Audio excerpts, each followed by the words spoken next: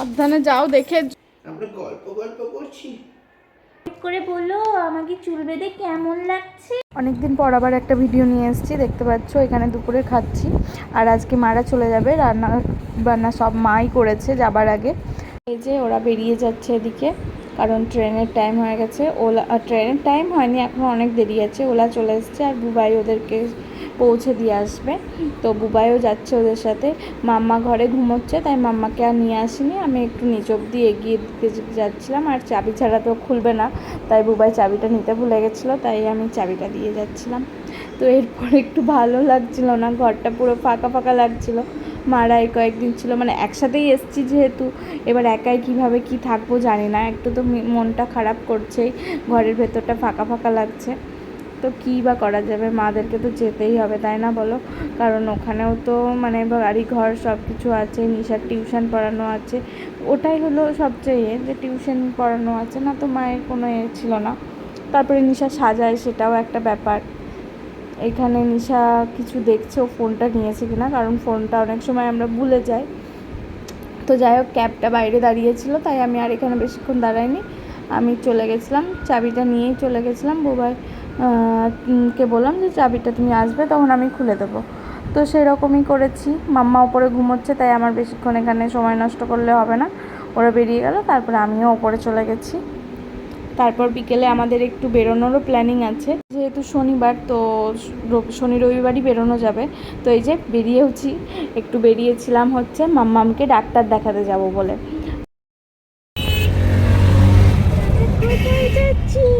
ডাক্তারের কাছে চলে এসেছি ডাক্তারের এখানে। তো আমাদের কাছেই চেম্বারটা। আর জানো, আমরা গেছি আরও ঘুরে কিছুটা দূরে। তো আমরা জানতাম না যে আমাদের পাশেই মানে ডাক্তারটা বসে। তো পরে ডাক্তারের সাথে কথা বলে জানতে পারলাম যে উনি আমাদের বাড়ির কাছেই বসেন। তারপরে আবার দেখছো আমরা ক্যাবে উঠে পড়েছি। এখন আমরা যাচ্ছি হচ্ছে মামিমাদের বাড়িতে, মানে বাবাই দাদের বাড়ি যাচ্ছি। তো মামিমাদের সাথে দেখা হয়নি, তো দেখা করব বলেই যাচ্ছি। আর মাম্মা এখানে গাড়িতে ঘুমিয়ে গেছে। তো আর এদিকে ও দাদার সাথে কথা বলছে, কারণ স্পর্শ একটু অসুস্থ হয়ে পড়েছিল, ওর ব্লাডে ইনফেকশন ধরা পড়েছিল, তো সেসবই কথা হচ্ছিল। তো যাই হোক চলো। আর হ্যাঁ, অবশ্য এখন ভালো আছে পরশু। আমার ভিডিওটা যেহেতু অনেক দিন আগেকার, তো তখনকার এটা ঘটনা ছিল। তারপর আমরা চলে এসেছি। এই যে মামিমা সবাই চাটা করে দিল মামিমা। আর এখানে তো তন্নি বাবাই কেউ নেই, তো বাড়িটা একটু ফাঁকা ফাঁকাই লাগছিল। মাম্মার তো ফার্স্ট টাইম, এর আগে তাই বলছিলাম যে এর আগে গেছিলাম একা, আর এলাম মেয়েকে নিয়ে। তো সেদিনকের ডিনারটা আমরা এখান থেকে খেয়ে গেছিলাম। আর মামির মার হাতের তো অসাধারণ রান্না, মামিমা যা রান্না করে আমার তো খুবই ভালো লাগে। রাতে তারপর আর মামার বাড়ি থেকে ফিরে আর ভিডিও করা হয়নি। আর এদিকে দেখো, পরের দিন সকালে বাপ্পিটু ঘুমাচ্ছে, এখন দুজনেই এখন ঘুমাচ্ছে, আর আমি উঠে পড়েছি, কারণ আমাকে সকালবেলার সব কাজ মাম্মা ওঠার আগেই সব কিছু সেরে নিতে হবে। তাই আমি যা যা রান্না করব আজকে, তো সেগুলোই কাটাকুটি শুরু করে দিয়েছি। আর ওইদিকে ভাতটাও বসিয়ে দিয়েছি। আমার এখনও ইন্ডাকশানেই রান্না হচ্ছে, আমার গ্যাস এখনও আসেনি। এখন পেঁয়াজ কাটছি, কারণ ভাবলাম পেঁয়াজ পোস্ত করবো। পোস্তটা অনেকটাই আছে, আর পেঁয়াজও বেশ কিছুটা আছে। আর আজকে সয়াবিন করব, এই রান্না করব। তো তার জন্য সব কিছু কেটে কুটে নিচ্ছি। ওকেও ডাকিনি এখনও, চাও খাইনি। আগে সব কিছু রান্না বান্না করব, কাটাকুটি সমস্ত কমপ্লিট হবে, তারপরে চা করব, মেয়েকে ডাকবো, মানে ওর বাবাকে ডাকবো, সব কিছু করব। আর মেয়ে উঠে গেলে তো মেয়েকে খাওয়ানো, স্নান করানো, ঘুম পাড়ানো, এগুলোর পেছনে সময় দিতে হবে, আর এগুলো তখন করা হবে না। তার জন্য আমি ও ওঠার আগে এই সমস্ত কাজগুলো সেরে নিই, না তো খিচিবিচি লেগে যাবে। আমি এবার মাম্মাকে তুলবো, তার আগে আমি বিটটা পিউরি বানিয়ে ফেলেছি। কালকে যখন ডাক্তারকে দেখাতে গেছিলাম ওকে, তখন ডাক্তারই বলেছিলেন যে ওকে আলু পিউরি, বিট পিউরি, তারপর মানে গাজর পিউরি, তারপরে আপেল সেদ্ধ, কলা, এগুলো খাওয়াতে প্রত্যেক দিন এখন। তো আমি তার জন্য ওকে আজকে শুরু করব। জানি না ও কীভাবে খাবে না খাবে, আজকে প্রথম সলিড খাবে ঠিকঠাক, জানি না রিয়াকশান কী হবে। ওঠো, চা বসাচ্ছি। বলেছে বেটু, সবাইকে গুড মর্নিং বলে দাও। Good morning, good morning.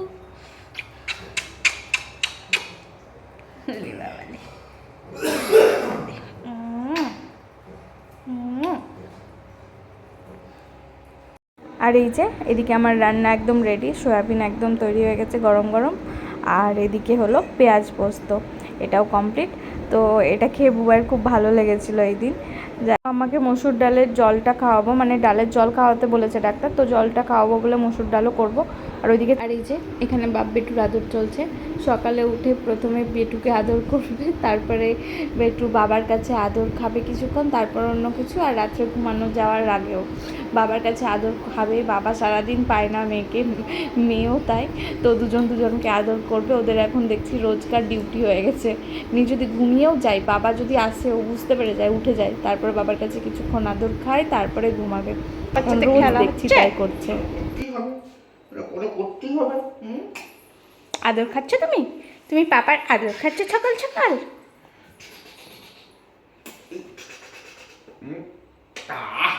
কি নীতি, কি নীতি।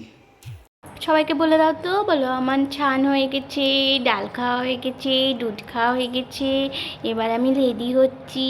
ক্রিম মেখেছি, বডি লোশন মেখে দিয়েছি, এবার চুল আঁচলাতে হবে, একটা টিক্কা পরতে হবে, আর তারপর কি করতে হবে, একটু ঘুমিয়ে যেতে হবে। তারপর ঘুম থেকে উঠে আমরা কি খাবো? আমরা ভাতও খাবো। না মাম্মা, না মাম্মা।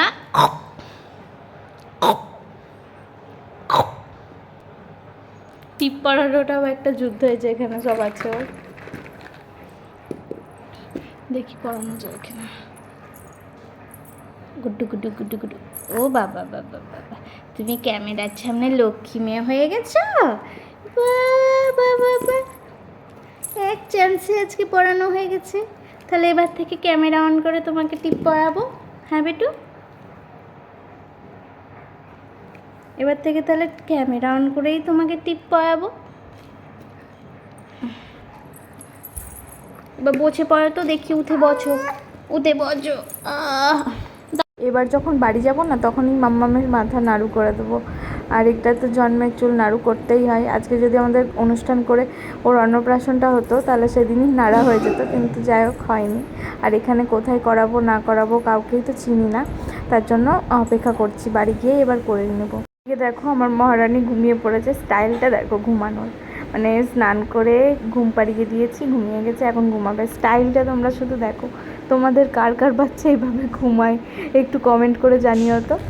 মানে কি বলবো, দেখো একদম স্টাইল। আমি কিন্তু ওকে একদমই এভাবে ঘুম পাড়াইনি, ওইভাবে ঘুমিয়ে গেছে, নিজেই শুয়েছে এভাবে, ওই রকমই করে, এভাবে শুতেও পছন্দ করে, আমি দেখেছি ছোট্ট থেকেই।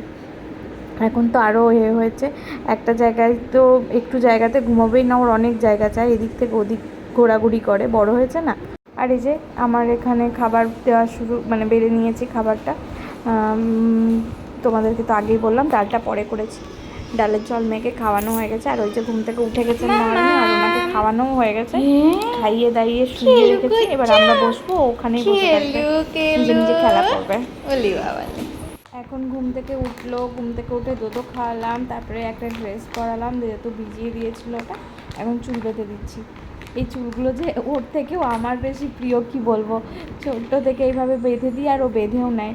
অনেক বাচ্চা আছে দেখি বাঁধতে চায় না, খুলে দেয়, কান্না করে, কিন্তু আমার প্রথম দিকে একটু কাঁদতো, তবে একটু খেলা টেলা দিলে ভুলে যায়, ও আর কাঁদে না। আর চুল বাঁধার পর সেটা খুলতেও চায় না, আসলে ছোটো থেকে বাঁধি তো বড় বড় চুল বলে, ওরও অভ্যাস হয়ে গেছে।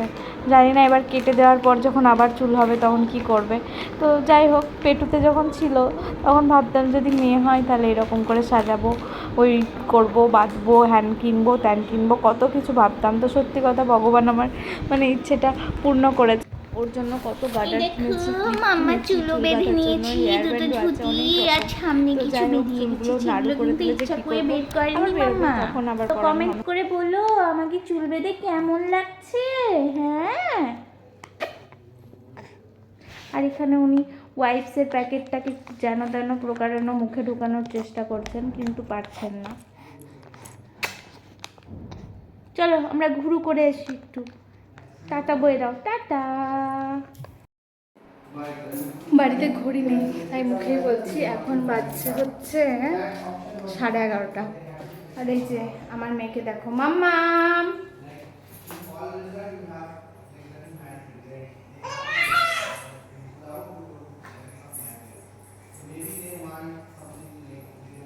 এখন উনি চেঁচাচ্ছেন, কখন ঘুমাবে জানি না। দুধটা অল্প খেয়েছিল, আর উনি গরম ছাড়া খাবেন না, একদম গরম থাকতে হবে তবেই খাবে। খেতে খেতে একটু ঠান্ডা হয়ে গেছিলো, তাই ওটা গরম করলাম, গরম হয়েছে। আর একটু নাকটা পরিষ্কার করে দিলাম, এখনও একটু সর্দি আছে, আমি বলতে হয় না, আগের থেকে অনেকটাই ঠিক আছে এখন। তো চলো দেখি কখন ঘুমাই ম্যাডাম। আমার তো চুল বাঁধাও হয়নি, মুখ ধোয়াও হয়নি, আর হবে বলে মনেও হয় না। চুলে ক্লিপ লাগিয়ে রেখেছি কেমন করে। আর এই যে মাম্মা এখন ঘুমিয়ে পড়েছে, ওর বাবা পাশের ঘরে এখনও কাজ করছে। তো যাই হোক, ভিডিওটা সকাল মানে দুদিনের ভিডিও একসাথে দেখালাম, আর মা ছাড়া আজকে সারাদিন কেমন কাটলো সেটাও দেখালাম। তো যদি তোমাদের ভালো লেগে থাকে তাহলে অবশ্যই কমেন্ট করে জানিও, আর একটা লাইক করতে একদম ভুলবে না। চলো বাই, টাটা।